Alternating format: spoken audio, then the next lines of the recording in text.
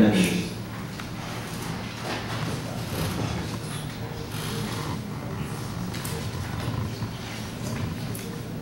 Bom dia a todos, bom dia deputado Ponte Bittencourt, deputado Paulo Ramos, todos os membros da Comissão de Educação, os representantes sindicais também, justificando a ausência da professora Terezinha, presidente da UPES. Ela está em viagem, visitando as escolas do interior, entre elas as escolas de Cambuci, que se destacaram, né?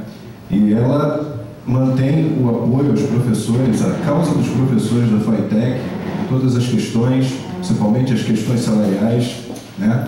Nós observamos que o reajuste salarial ainda é o principal anseio dos educadores de todas as esferas de ensino do Estado, né? O governo ele faz projeções de formação de mão de obra, no entanto, a gente não observa um plano de investimento no educador que vai formar esses alunos. E a UPES ela segue reivindicando junto à Secretaria um salário digno aos professores do Estado do Rio de Janeiro e continua reivindicando um reajuste salarial aos professores públicos do Estado, que esse ano ainda não aconteceu. E para que o professor não precise trabalhar em tantas escolas, como foi lembrado pelo Marcelo, professor Marcelo da FATEC, né? Para que realmente o Estado atinja os resultados esperados, é preciso que haja uma valorização do professor e o reconhecimento dos educadores do Estado do Rio de Janeiro.